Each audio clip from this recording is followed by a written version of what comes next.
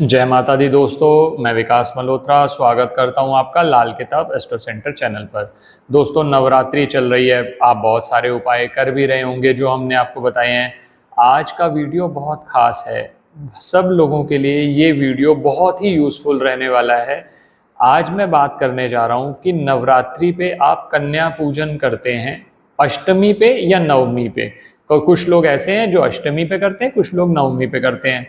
और नवरात्रि में जितने भी दिन हैं आप उनमें भी ये उपाय कर सकते हैं, लेकिन अष्टमी या नवमी जिस दिन आप कन्या पूजन करते हैं उन दिनों ये उपाय किया जाए तो बहुत इफ़ेक्टिव साबित होता है। अष्टमी या नवमी में जब आप पूजन करते होंगे तो कन्या को कुछ ना कुछ उपहार देते होंगे, कोई वस्त्र देता है, कोई फल देता है, कुछ भी इस तरह से अलग अलग लोग अलग अलग वस्तुएं देते हैं। आज मैं आपके साथ आइडिया बात करने जा रहा हूँ, 5 ऐसी चीज़ें आपके लिए लेकर आया हूँ। ये 5 चीज़ें अगर आप अपनी पूजा में शामिल करते हैं तो माता रानी का आशीर्वाद आपको ज़रूर मिलेगा। वैसे भी छोटी जो कन्याएं होती है, 9 वर्ष से कम कम उम्र की कन्याएं, वो सभी बुध से संबंधित मानी जाती हैं। तो कन्याओं का जब आप पूजन करते हैं तो बुध भी आपका अच्छा होता है। मैंने बुध को इम्प्रूव करने के लिए और भी कुछ आपको उपाय बताए, नवरात्रि में ज़रूर करिएगा।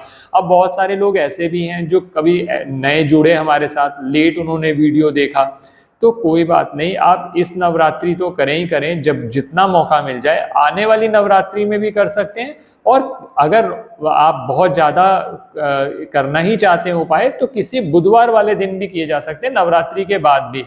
कोई भी शुभ कार्य जब करना हो तो ज़्यादा मत सोचा करिए, क्योंकि जो सोचना होता है वो अशुभ कार्य या गलत कार्य करने के लिए सोचना ज़रूरी है, वो जरूर सोचिए।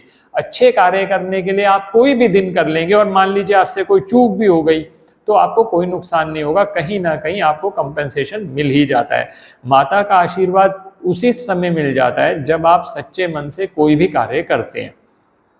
अब मैं अपने एक्सपीरियंस के हिसाब से, कहीं किताब में नहीं लिखे हुए, लेकिन ये 100% आपको फायदे होंगे। साथ में लॉजिक भी बताऊंगा क्या क्या 5 चीजें कह रहा हूं। आप कन्या पूजन, अब उसका तरीका बता देता हूं शॉर्ट में। आप ऐसा कर सकते हैं कि चाहे अष्टमी हो या नवमी हो, आप कन्याओं को अपने घर पे बुलाएं। आप उनको घर पे बुलाने के बाद चरण धो सकते हैं तो चरण धो दीजिए। अगर आप बाहर कहीं दे के आ रहे हैं तो कोई बात नहीं, छोटी कन्याओं को ये जो 5 चीजें मैं बता रहा हूं, आप इनमें से जितने भी कन्याओं को, नॉर्मली सिस्टम ये रहता है कि 9 कन्याओं को लोग देते हैं, आप 9 से ज़्यादा भी दे सकते हैं अपनी श्रद्धा के हिसाब से। अब करना क्या है, देखिए 5 चीज़ें बता रहा हूँ जो आपको देनी है। सबसे पहली चीज़ है लाल वस्त्र। जैसा मैंने पहले भी आपको कहा, माता रानी को लाल रंग बहुत प्रिय है। अब लाल रंग का अगर कोई वस्त्र आप कन्या को देंगे तो आप, ऐसा है कि जैसे आप उस कन्या के रूप में आप माता को ही वो चीज़ दे रहे हैं, तो उसका बहुत फायदा रहता है। तो लाल रंग का कोई वस्त्र दे सकते हैं आप। बहुत सारे लोग ये कहेंगे सर लाल रंग का वस्त्र देना हमें महंगा पड़ता है। ठीक है, कोई बात नहीं, उसका एक ऑल्टरनेटिव आपको बता रहा हूँ। आप लाल रंग की चुनरी ले आइए। अब बहुत सारे लोग ये भी कहेंगे कि चुनरी बड़ी नहीं दे सकते, तो छोटी दे दीजिए, कोई बात नहीं। आप ऐसा भी कर सकते हैं कि लाल रंग का रुमाल ले आए। 3 आइडियाज दे दिए आप, तीनों में से जो आपको, क्योंकि ये वीडियो उन लोगों के लिए है जो उपाय करना चाहते हैं, बहुत ज़्यादा बाहर उनको नहीं पता चल पा रहा, तो हम उसके हिसाब से उनको अपने आइडियाज़ दे रहे हैं। आप इनमें से जो आपको सूटेबल लगे, जो आपको सही लगे, आप उनमें से 3 में से, ये चीज़ों में से एक चूज कर लीजिए। पहला तो ये हो गया। दूसरा जो वस्तु है आपको जो देनी चाहिए वो है मौसम का फल। आप मौसम का कोई भी फल जो आपको पसंद है, चाहे वो सेब हो, केला हो, नारियल हो, कुछ भी एक फल जरूर रखिए। ये दूसरी वस्तु आप माता रानी को अर्पित करते हुए कन्या के रूप में आप दे रहे हैं, ये दूसरी चीज दे दीजिए।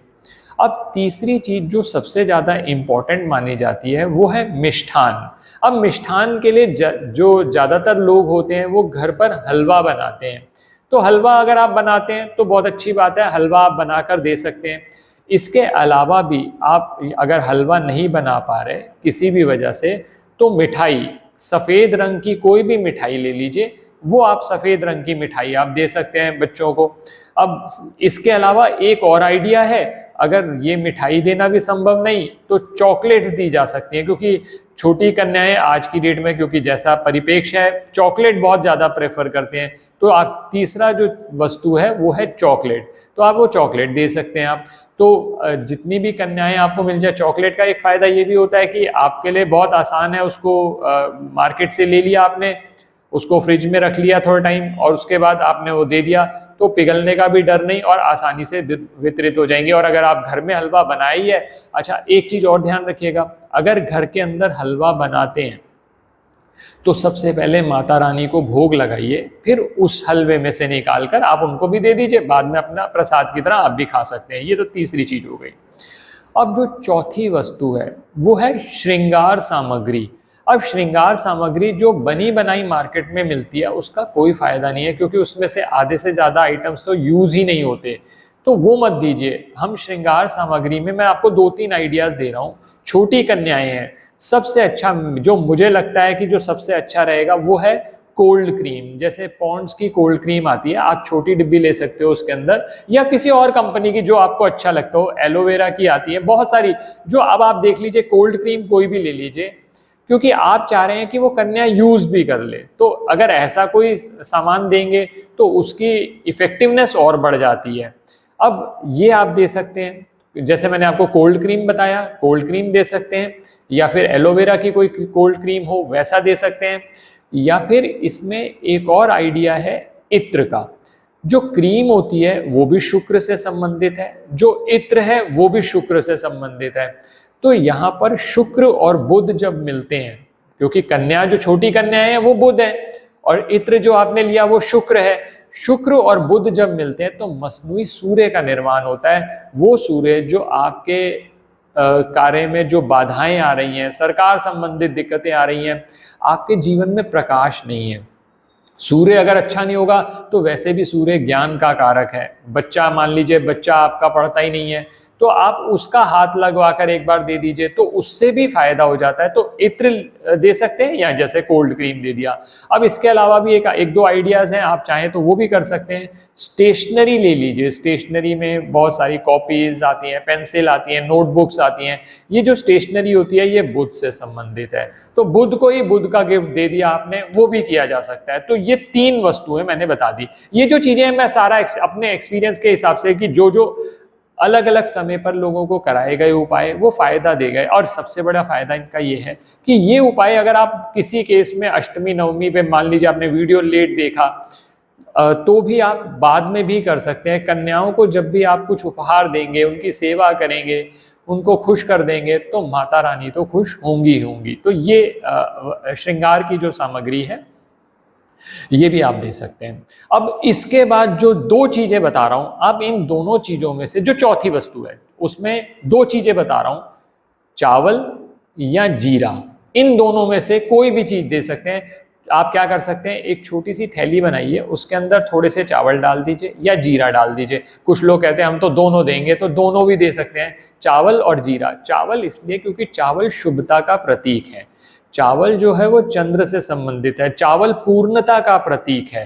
तो हम चावल जो दे रहे हैं, हम माता को वो सामग्री दे रहे हैं जो पूर्ण है। तो इसी वजह से, इसी तरह से जीरा भी बहुत महत्वपूर्ण माना जाता है। तो चावल या जीरा में से कुछ भी थोड़े से चावल दे दीजिए, और वो चावल कच्चे होंगे, वो चावल वो कन्या अपने घर पर दे दे, उसको घर पे यूज किया जा सकता है। अब बहुत सारे लोग कहते हैं कि नहीं लेती कन्या या ऐसे वो यूज नहीं करेंगी, तो कोई बात नहीं, आप 2, 4, 5 दाने डाल के चावल के दे दीजिए। अगर आपने तो अपनी तरफ से उपाय कर ही लिया, अगर वो नहीं भी लेंगी आप उस टाइम तो एक पूरा बॉक्स बना के दे दीजिए। अगर वो नहीं भी यूज हुए तो कोई बात नहीं, आपने 4-5 दाने दिए, कोई 1 किलो 2 किलो तो दे नहीं दिए। और अगर ऐसा भी हो जाए कि गरीब कन्याएं आपको कहीं आसपास मिलती हो, तो आप ये भी कर सकते हैं, आधा किलो के चावल के पैकेट ले लीजिए, वो गरीब कन्या को दे दीजिए। वो तो करेगी क्या, वो तो अपने घर में जाकर दे देगी, तो वो घर में वो फेंकेंगे थोड़े ना, उसको यूज ही तो करेंगे, उसको बनाने में यूज करेंगे, तो पूरा परिवार खाएगा। आपकी तरफ से मोटिव ये है लाल किताब के उपायों का। आपने मेरे सभी वीडियोस देखते हैं जैसे बहुत लोग, तो आप इतनी देर से अगर फॉलो कर रहे हैं तो आपने देखा होगा हमारा मोटिव ये है कि कुछ भी करके हम अपनी तरफ से अच्छा कार्य कर लें। अगर हम अपनी तरफ से अच्छा कार्य करेंगे तो वापस कुछ आएगा तो बहुत अच्छी बात है, और वैसे भी जब आप अच्छा देंगे तो अच्छा ही वापस आएगा, कभी भी बुरा नहीं होगा, आप चिंता मत करिए इस चीज़ की। अब ये मैंने जो 5 वस्तुएं बता दी, ये 5 वस्तुएं आप दे सकते हैं। अब इसके साथ दक्षिणा बहुत बहुत ज़्यादा ज़रूरी है, जैसे मैं पहले भी अपने वीडियोस में बता चुका हूँ। अब इसके लिए सिक्के भी दिए जा सकते हैं, रुपए भी दिए जा सकते हैं, अपनी सामर्थ्य के अनुसार से जो भी आप देना चाहें ये दे दीजिए। साथ में माता का मंत्र, जैसा मैंने पहले भी कहा था, नवार्न मंत्र ऐं ह्रीं क्लीं चामुंडाय विच्चे, ऐं ह्रीं क्लीं चामुंडाय विच्चे, इसका जाप करते रहें। जितना ये जाप करेंगे नवरात्रि के दौरान आपको ही फायदा है। तो दोस्तों आशा करता हूँ आपको ये वीडियो पसंद आया होगा। अगर वीडियो पसंद आया तो लाइक करें, बाकी लोगों के साथ भी शेयर करें, कमेंट सेक्शन में जय माता दी ज़रूर लिखें। माता के दरबार में आपकी हाजिरी होगी। माता आपको इस नवरात्रि में आपकी सभी मनोकामनाएं पूर्ण करें। धन्यवाद दोस्तों, जय माता दी।